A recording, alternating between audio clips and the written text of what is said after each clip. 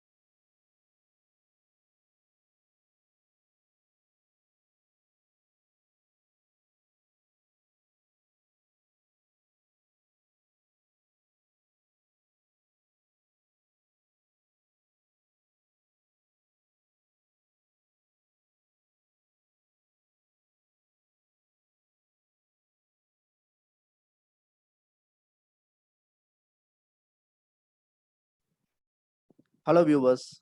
Happy to meet you all again in this wonderful evening. In today's session, we are going to have Dr. Sujoy Ray with us. Sir is going to talk about alcohol abuse. Sir is from IQ City Medical College, Durgapur. Sir is a young and dynamic professor. He is very good in research, published more than 7 research papers in an indexed journal. We welcome you, sir.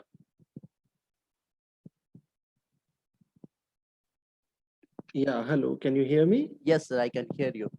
It's a Okay. great privilege for us. Thank you for accepting your offer.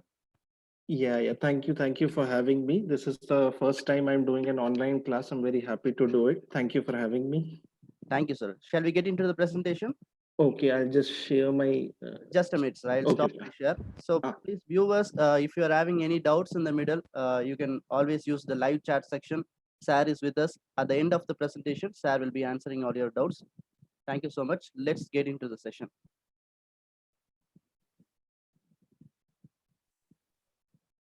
You can start your screen sharing, sir. okay. Can you see? Yes, sir. Okay, so I'll just go for the slideshow. Okay, okay. So I'll start off now. Yes, sir. You can start. Thank you, sir. Okay, okay. Hello, hi. Good evening, everyone. So, in this class, I will be talking about actually substance use in general. But since alcohol is one of the most commonly abused substance, we have kept that as a prototype. But whatever rules, I mean, things which I tell about substance use here is generally applicable to most of the substance to which people get addicted, not just alcohol. However, I'm using alcohol as a prototype over here. Uh, so just to start off, actually, anything, I mean, there are different terminologies like use, abuse, and dependence, and also harmful use. So there are different terminologies for this. We will discuss all these things, that what is the difference between use, abuse, harmful use, and dependence as we go on. But just to give a brief introduction, anything which is repeatedly used, any substance which is used repeatedly, that becomes constitutes something close to harmful use or abuse. And it is important to know that abuse is not only for a substance, like it is not only for alcohol, cigarette, drugs. It can extend to other behaviors. We have things like mobile phone addiction and all that are coming up recently, but here we are more focusing on the substance parts, and not on those addictions. So just to give you the brief idea of what exactly the terminologies are, first terminology which we use is something called as a harmful use. Now, any harmful use means that any substance which is used in a situation which can cause physical or psychological harm. What does it mean? So if I drink alcohol, if I drink maybe one drink or something like that, it may not be that harmful to me. But if I uh, use it to an extent that my liver gets damaged, so that is physical harm. Or sometimes people get intoxicated with alcohol and turn violent, that is psychological harm. So that is called as harmful use. You use it in a situation, use it in a situation which can cause physical harm to you, which can cause psychological harm to you, or it can also cause harm to others, for example drunk driving. So that is what is the meaning of the word harmful use. And harmful use can be anything. It doesn't really have to be continuous use. Even a single drink and drinking and then driving and crashing your car and hurting yourself is harmful use. So that is harmful use.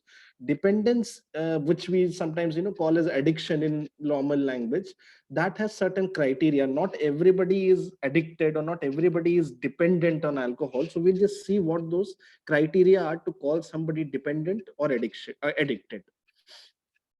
So these are some of the criteria. I will be discussing each one on detail. So you can see 6 of these criteria are there.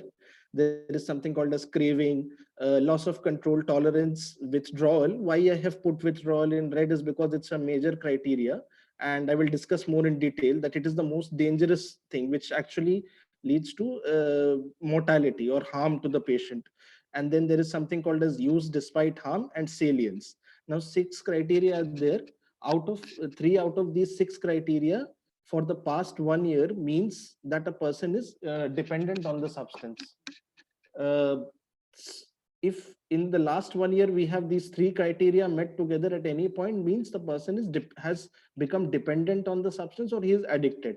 And dependency is a lifetime diagnosis. So once you're dependent, it's a lifetime diagnosis. Then after dependence you can be treated and you have come back to normal. I will discuss those terms also, but it is important to know that dependence once established becomes a lifetime diagnosis if 3 out of these criteria, 6 criteria there in the past 12 months. So coming to first criteria, that is craving. So craving means an excess desire to take the substance. This is not visible physically, like there are no physical signs that you cannot see somebody and say that he is craving for alcohol. It is reported by the person. There is this desire that I need to take the substance, I need to take it. Suppose you are not taking the substance, suppose you're off alcohol, and then you have a certain desire, suddenly excessive desire to take the substance, that I require alcohol right now. Or you feel very emotionally or psychologically you feel restless. So and this emotional or this psychological restlessness is more if you see cues means anything which reminds you of the substance. So you see somebody who's drinking, you see the place where the drinking is happening, like the bars and whatever. So then the craving will become excessive. The craving will start and it will increase. So this is a psychological desire to take the substance. This is one of the criteria. Then coming to loss of control. Loss of control simply means that if you start taking that thing, that say alcohol or cigarette or whatever it is, and in one sitting you end up consuming excessively. Like suppose that you say that I will just drink one small glass or I will smoke one cigarette, but then after that glass or after that cigarette it's not enough, you still feel restless, you still feel the craving, so you start off again, and then you end up doing 4 or 5 shots in one go instead of only one shot. That is, this phenomena is called as a loss of control. And tolerance is a phenomena which happens over a long period of time. So you gradually start increasing the update over a long period of time. Say initially you were drinking once a week, now you drink twice a week, then you drink on alternate days, then you may drink every day, or you may be increasing the quantity at each use. So this is one thing which is over time. and the person develops this tolerance to the alcohol or whatever substance is there, because he does not get the same satisfaction which he was getting at a smaller dose. That is why he has to increase the amount. Coming to withdrawal, this is the major criteria. So this, just like in craving, you had psychological phenomena that when you stop taking the substance, the patient reports that I am feeling craving, I want to drink, or I want to smoke. Withdrawal is something which obviously the person will feel. And also the people, the person who's around him can see the person who's in withdrawal state. So these are actually physical features. This is not just a psychological or a mind feature. So especially if they stop a substance suddenly, or if you sharply reduce a substance suddenly, withdrawal happens. For example, in cases of alcohol, what we call as your shaking of hands, the shakes, then sweating, disturbance of sleep, headache, nausea, vomiting, all these things can happen if the person who's regularly drinking alcohol, but suddenly he stops drinking it. And in very severe cases, we'll discuss this also, the person can have seizure when there is withdrawal of alcohol. Next comes salience. Salience means the substance takes preference over other needs. Means suppose that you have certain other needs, you have food, you have other things to purchase, but it is so the substance becomes so important to you that you start spending all the money, you direct all the money towards the buying the substance, or you use up all your time in taking procuring the substance. So that is called as salience. So you start neglecting other aspects of your life. Suppose you're not, you stop going to work, you're staying at home and drinking, or you're spending money which you should spend for your family, you're spending it on alcohol or whichever substance. So that is called as salience. The last criteria is use despite harm, similar to what basically what we talked about in harmful use. It's the same thing. So some harm is already occurring to you. It could be jaundice, it could be respiratory problems due to smoking, or what I was saying earlier, that behavior, if you're intoxicated with alcohol and you have behavioral alterations, you become violent, or there is drunk driving, rash driving. So person is very much clear of this connection. I mean, it is not that he doesn't know, he knows that whatever happened to me, my jaundice or my violent behavior, it happened because of the use of this substance, but still he's not able to stop using the substance. That is called as use despite having harm. So we have seen that if these six criteria are there, any of these three criteria, any three of these six criteria are enough to call a person dependent on substance. And that means that the person is effectively addicted. So if the person is effectively addicted, what difficulties can he have in his work, in his work or other aspects of his life? So you've got physical effects. We discussed about jaundice and drunk driving and those things. And also, if you are in the phase of withdrawal, you can have seizures, shakes, and those things. Social difficulties, what I was talking about in salience, difficulty with his family, difficulty in work, if a lot of money is diverted towards this, or the person does not go to work because of use of substance, or he faces repercussions at work. Psychological consequences might be there. Person the change, it means you have the immediate change due to alcohol consumption, which is anger and rash behavior. And in the long term, you can develop depression if people continue to drink. Then you can have legal complications, problems with authorities, drunk driving. Many people, even when they get too much involved with substance, they get involved in things like smuggling, and where they have to procure the substance and they don't have enough money. So that can lead to a lot of legal and social problems. Now coming to, with as I said, I will be specifically focusing on alcohol because it is one of the most commonest substance abused. So to recap and also give more idea about the withdrawal symptoms, there is this Clinical Institute of Withdrawal Assessment. It is a scale, basically. It's a SIVA is a sort of a scale, and it has these components in it. So we use this to score how much the withdrawal is, to get an objective idea. So you have got tremors, shaking in the hands. Actually, in alcohol, you have tremors are generalized. That is why this what I will be discussing later about delirium tremens also comes from this word of generalized tremors. Then there is nausea and vomiting. Then there are hallucination. Hallucination basically means you see something which is not there, or you hear something which is not there. There is a but there is a sense, there is a perception. The person can see or hear something. Usually you can have both visual hallucination as well as auditory hallucination on alcohol. Autonomic disturbances meaning high pulse rate, uh, high BP, and so things like that. And in severe cases, you have seizures and delirium tremens. Delirium tremens is basically a condition which combines these previous aspects. There is hallucination, there is sleep disturbance, the pulse rate is very unstable. That is why delirium tremens, since it is combining these previous aspects, it has a very high mortality rate. Almost 15 to 20% of people will die if delirium tremens due to alcohol withdrawal is not treated properly. So apart from the screen, what I told, this scoring SIVA, we can do screening tools. Like if the person already is in withdrawal stage, it becomes very late. So before the person goes to withdrawal, just to check whether we feel that a person who's consuming alcohol is possible to go into dependence. Can the person become addicted? Is his alcohol consumption dangerous? So we can use certain questionnaires. So you just have to ask a patient these four questions. Do you feel, first is, do you feel that you need to cut down on your drinking? Do you feel annoyed by people who ask you to stop drink? Do you feel guilty about your intake? And do you need an eye opener, meaning do you need to drink just to start your day to open your eyes? If any of these two criteria out of four become yes, then you should warrant more investigation and check whether he has withdrawal, whether he has craving, and ask the relevant questions. Okay. So that is about your withdrawal, what happens in withdrawal, and what is dependence. Now, what happens after dependence? So some of the other terminology is used. Suppose the person gets treated. I will be discussing the treatment. So if the person gets treated and he's totally off drugs, what we call as sober. So that phenomena is called as abstinence. Now, after abstinence also, the person can again restart to drink or restart to take the substance. It is possible. So if the person drinks again after being abstinent, that is called a lapse. And sometimes, unfortunately, it happens that the person returns to dependence pattern, not only a single drink, but he returns to the addicted or a dependence pattern after stopping the use. After being sober, after being abstinent also, he returns to the dependence pattern, and that is called relapse.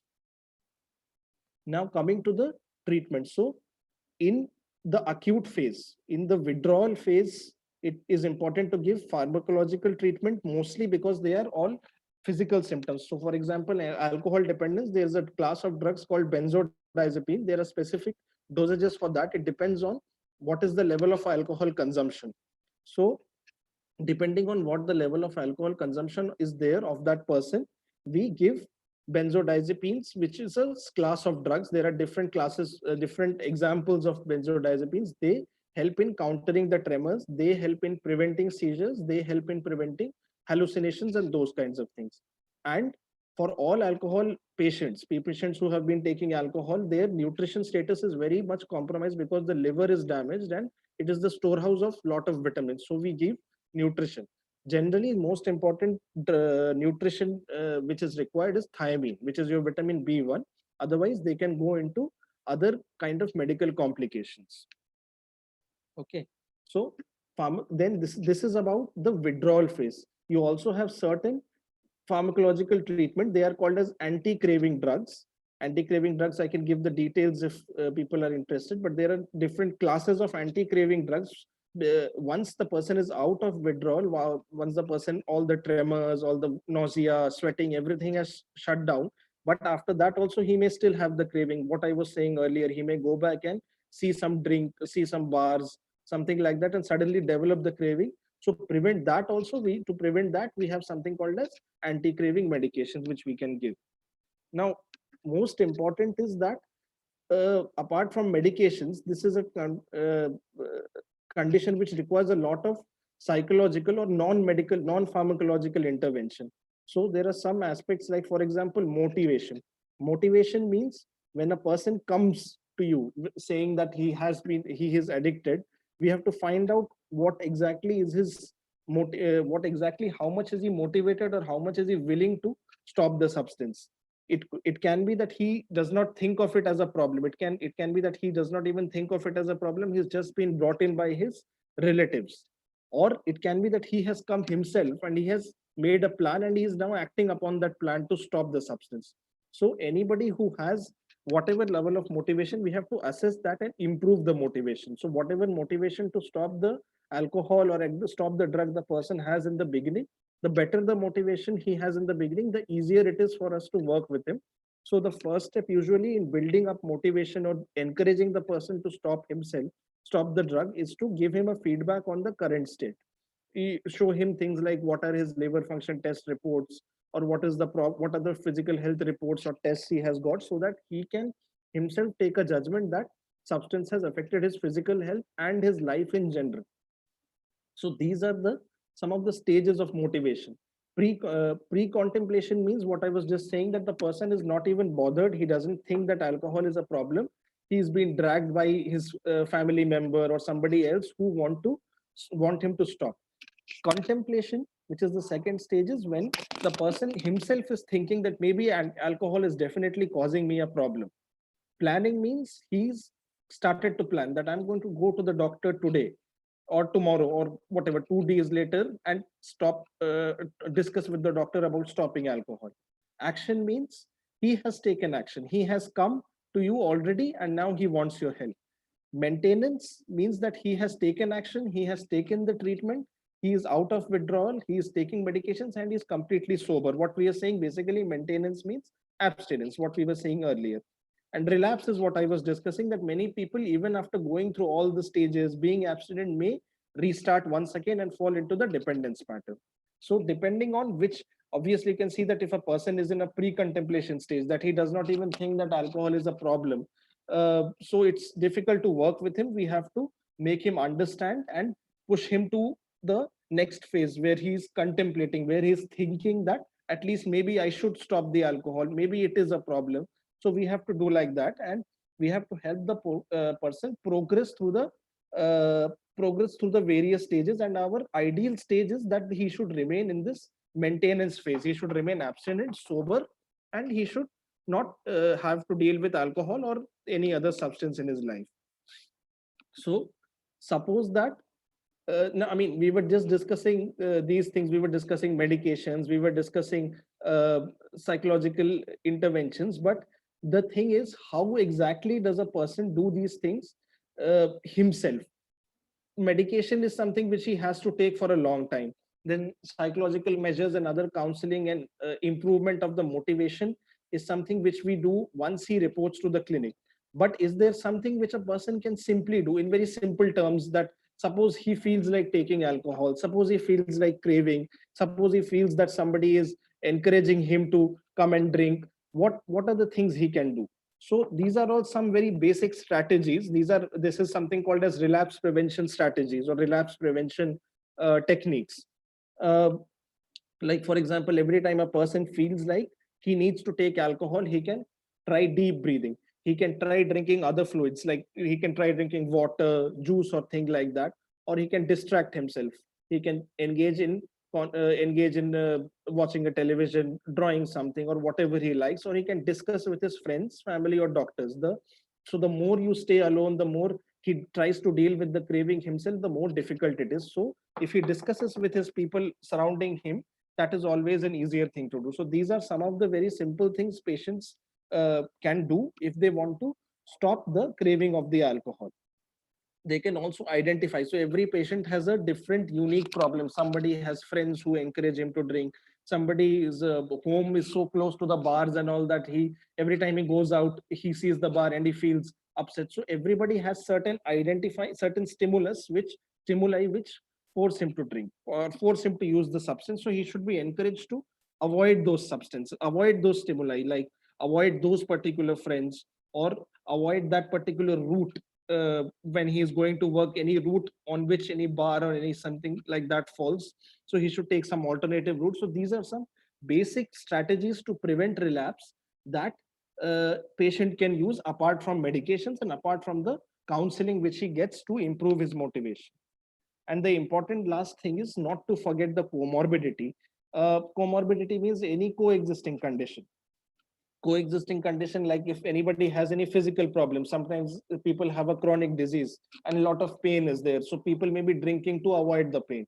Or there may be a psychological problem, people may have depression. Depression basically means continuous low mood, continuous sadness, not interested in anything. So to cover the depression or improve the depression, they can they might be taking the substance, they might be taking the alcohol. Or simple things like there may be issues in the family, there may be arguments with spouse, marital discord, stresses at work. So to avoid those stresses, the person drinks alcohol. So any comorbidity, anything which is coexisting, whether it is a physical problem, whether it is an emotional problem, or it is a family or a social problem, that must be treated. And because these things can cause the person to stay on the substance, and if they are not treated, even if you have a good pharmacological intervention, if you have good medicines and everything, you will not be able, I mean, this condition will keep on recurring. So that is very important to do that. So just I'll quickly recap what all things I have said. So we started off with substance and something which is called as a harmful use, which means using it in a way to harm yourself physically or psychologically. And terms like abstinence, which means that the person is completely off the substance, or lapse or relapse, depending on the person who, whether the person uses the substance again and falls into dependence. See that dependence has certain 6 criteria. 3 of them should be present over 12 months for the last 1 year. And the most one of the major criteria is physical withdrawal, which is tremors, seizures, and delirium, which is a combination of hallucinations, seizures, and tremors. And those needs to be treated pharmacologically. But there are some other symptoms such as craving, such as losing your control, salience, diverting all your money and time, and those symptoms also need to be treated. And for craving, which goes on for a long time, you have medications, and also improvement, preventing craving through relapse prevention strategies of deep breathing, drinking fluids, and discussing with other people. And treatment of comorbidities is also something which is very essential. Okay. So yes, so this is a just in brief about substance use. I mean, I have used alcohol as a I mean, as a prototype substance here. But for any substance, these 6 dependence criteria are the most important features. They once they can be identified in any substance, you can call that person as a dependent on this particular substance, and then accordingly you have to treat him.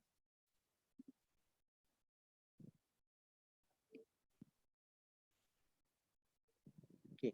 So if there are any questions now, I'm very happy to take them. Thank you so much, sir. That was really a nice presentation. Um, Viewers, please use the live chat section. We'll be online for next few minutes. If you are having any doubts, you can type them in the live chat section. We'll be answering that.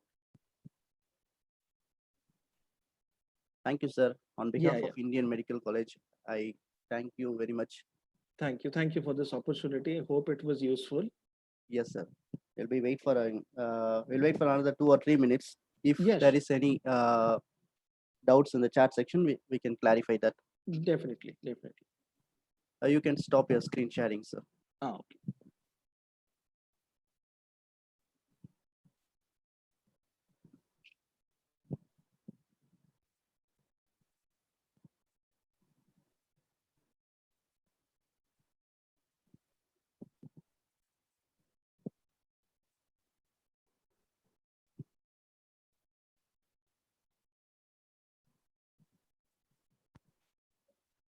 And viewers, stay tuned with us. Tomorrow we are having some important and interesting sessions coming up.